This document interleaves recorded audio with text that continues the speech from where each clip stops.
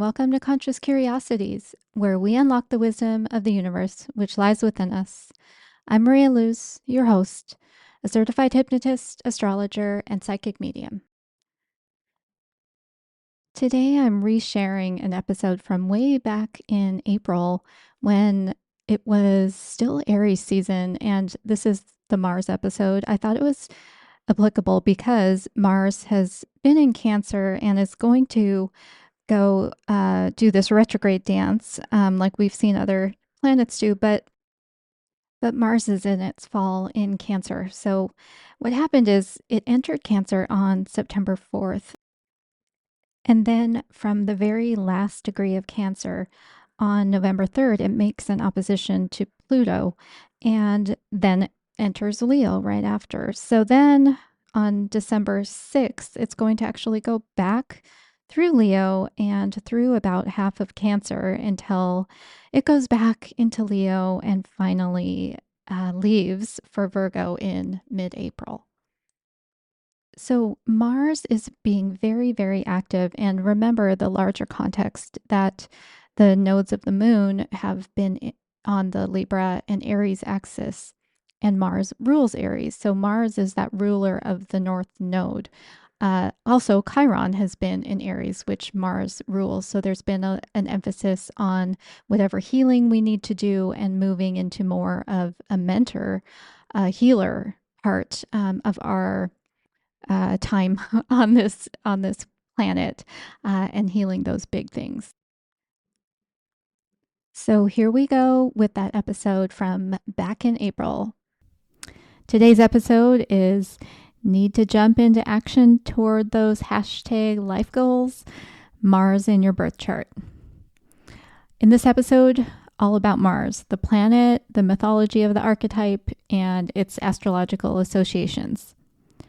Themes of Mars based on the current astrology, some questions for exploration, how Mars demonstrates taking action toward a goal through the 12 signs. As I mentioned in my last episode on Venus, the astrology has been calling us to review and apply discernment to how we relate to self and others. This is largely driven because the nodes of the moon, which focus our attention on evolution through learning soul lessons, have been in Libra, which is ruled by Venus, and Aries, which is ruled by Mars, since July of 2023. And they will be there until January of 2025. So we have a little bit more time to delve into this focus.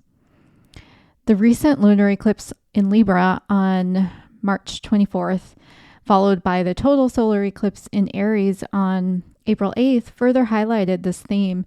And in addition, Chiron is an asteroid which signifies where we have a core wound that may not be obvious to us because it is so core, yet it's one we need to work on in order to become whole and to be of service to others. This asteroid, Chiron, has been in Aries since March of 2019. And why do I know this? Because my Chiron is in Aries. And Chiron has passed over this same point to my natal Chiron at 9 degrees Aries 4 times since that March 2019 first entry into Aries. And it's gone over this point that many times because it's been in retrograde. So everyone who has Chiron in Aries has been experiencing these various shades of revisiting this core wounding. And I am no exception. Maybe I'll talk a little bit about that later on in the episode. If this topic of Mars sparks your interest, I'm giving a workshop on Mercury, Venus, and Mars in the birth chart on April 20th, so not too long after this episode airs. It will also be recorded if you want to register and just catch the recording later. And it's only $25, so not a huge investment. In the meantime, I'll get started with the astronomy. Mars was named by the Romans for its god of war because of its reddish hue, which kind of looks like spilled blood. It is red because the iron minerals on the surface oxidize, and another word for oxidize is rust. So that's the color that gives the reddish hue. It's the fourth planet to the sun, and if Earth were the size of a nickel, Mars would be the size of a raspberry. And its orbit is 687 Earth days, and its rotation is really close to Earth's rotation. It's 24.6 hours. But it has this egg-shaped or elliptical orbit around the sun, so its seasons are much longer than Earth's, and they also vary in length, unlike our seasons, which are equally in 4 different 3-month periods. And it is a dusty, cold desert with a very thin atmosphere. It has seasons, polar ice caps, extinct volcanoes, canyons, and different weather. And as you probably know, we've sent Mars rover missions to explore it multiple times, so we have a lot of data on this planet. Now, moving on to the mythology. As I mentioned, Mars is the Roman name for this god, and the Greek name was Ares. Ares is how it's spelled. Very close to Aries, but I think pronounced a little differently. So this Greek god, Ares, was one of the Olympians, and he was the son of Zeus and Hera. He was the god of war, courage, and battle lust. So that blood red of the planet, reminiscent of these attributes of the god, and that's why the Romans named the planet after him.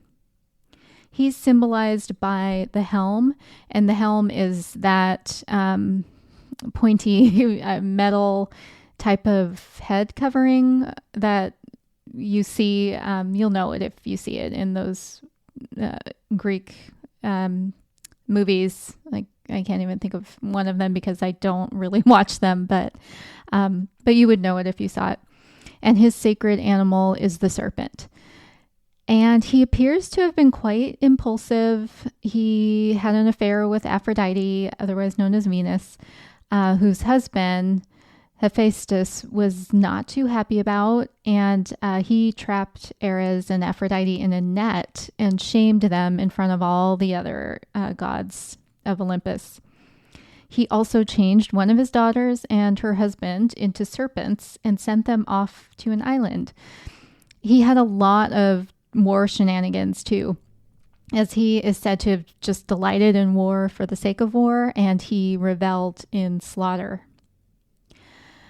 Now on to the astrology. The basic associations: Mars rules Aries. So Aries, Aries, the season that we are just coming out of, actually. And in Hellenistic astrology or ancient Greek astrology, Mars also ruled the sign of Scorpio, which in modern times is ruled by the planet Pluto now. And then what Mars represents is really our drive to take action. I guess if there's any one word I would hang on to, it would be action. So it represents our drive to take action toward our personal or our ego's self's desire. It's like that first growth of spring in that it has to aggressively burst out. It doesn't really know what's above the surface of the ground. It just has to do it. And then it has to survive. So think of Mars energy in that same way. And it represents the sex drive, which is, again, basically to implant the seed. And back to that goal piece of it, I want to be clear. Mars doesn't actually formulate the goal. The sun does that. So your sun's placement really comes up with that conscious goal or the ego goal, but Mars takes the action. So the moon provides the emotional drive because we have to get on board emotionally, and then Mars really puts it into physical action. And I know, at least from my life, when I haven't had those things in alignment and say I just jump and take action when I'm not aligned emotionally or with my conscious goals, it doesn't go very well. And I know that because my moon is actually in the sign of Aries, and my Mars is in the sign of Leo. So there's just a lot of fire happening there. My sun is also in Leo, by the way. And as the ruler of the sign of Aries, when you look at Aries, it because it has that survival instinct, and it is the first sign of the zodiac, or I guess if you look at the houses or the zodiac as a journey going from 1 to 12, it is that childlike stage, and it doesn't layer on this complexity to its survival agenda, and it can lend decisiveness, yes, to take action, but that can also be impulsiveness. It just depends on the situation. So like all of the signs, there are these kind of distortions or different vibrations depending on how you want to look at it. And this is very much one of those situations where with those, hashtag life goals, it can very much serve you, and we've got to take action at some point. But again, it doesn't really put the plan in place or formulate much around it. So there's a fine line between decisiveness and impulsiveness. And Aries can make anything a competition. So if you know any Aries suns or Aries moons, they are likely to be competitive, even if it's not, athletic competition. Maybe it's at work, or it's like doing crossword puzzles. And, we all have all 12 signs of the zodiac in our chart. So if you know which house your Aries rules, then that may be the area where you find yourself being slightly competitive. It's energetic, but it's not necessarily like the enduring type. Having been a runner almost my entire life, I think of it more like a sprinter instead of like, the distance marathoner type.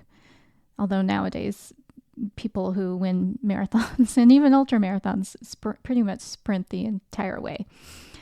And when I was thinking about a song that represents Mars and Aries energy, I thought of that song like, hey, oh, let's go.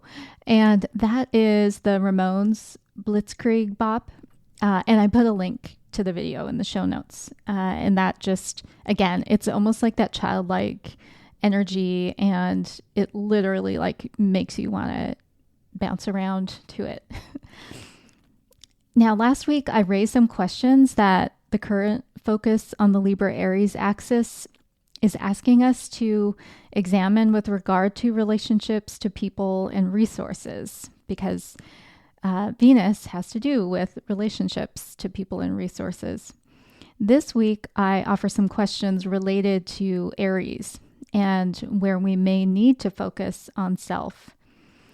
And as I mentioned a little earlier in the intro, this solar eclipse and the whole eclipse season and the Chiron sitting in Aries, it's really focused in on my chart because my moon sits at 18 degrees Aries in that solar eclipse, and Chiron was at 19 Aries, and then they're all going to kind of come back this week, the different planets, to meet up there. Not all of the planets, but it's a focus yet again.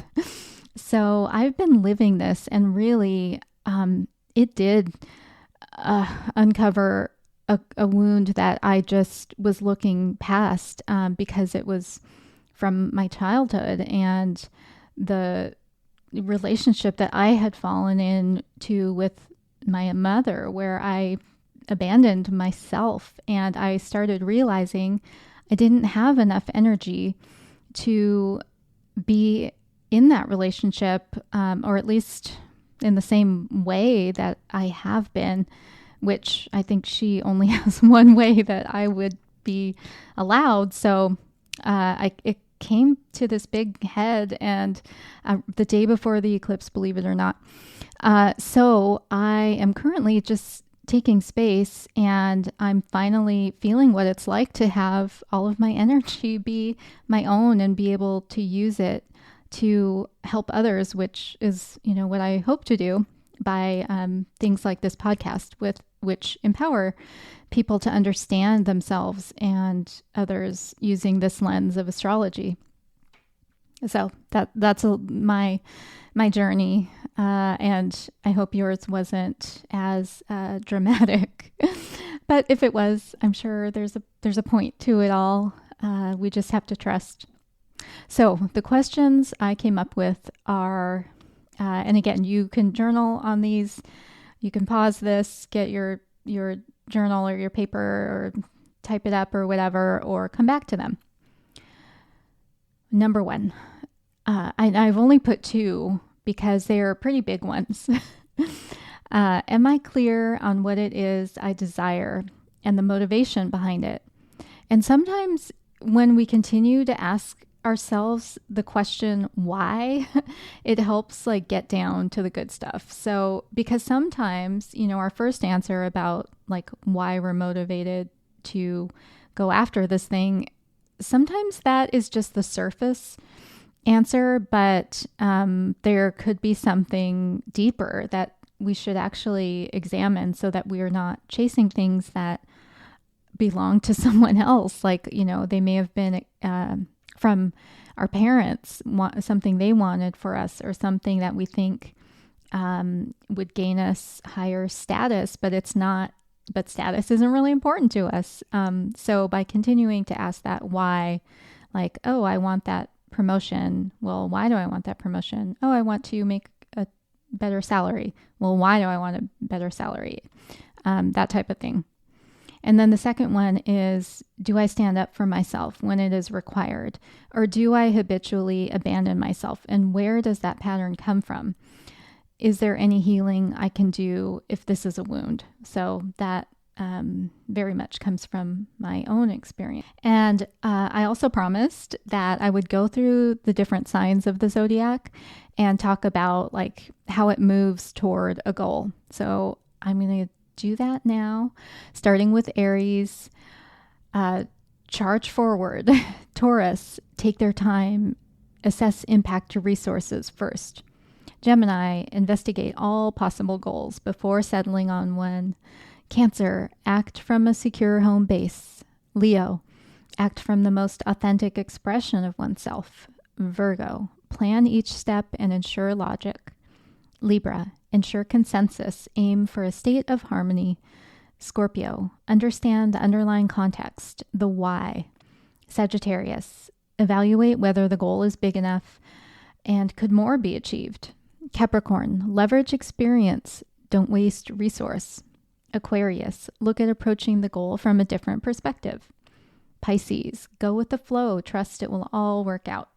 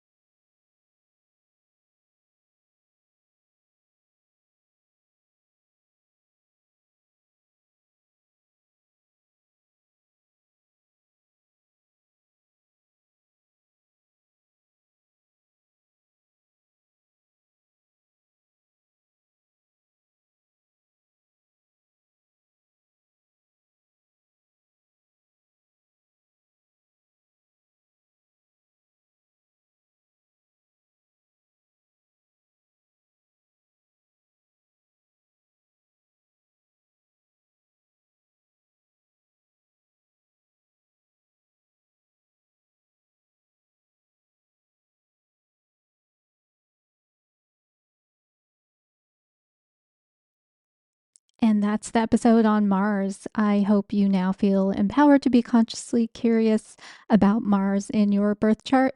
If you like this podcast, please leave a review or follow it, share it with your friends so that you can talk about all this good astrology stuff with them. I'll put some links in the show notes, and I thank you so much. I appreciate you for being here, and I wish you a great day. Bye-bye.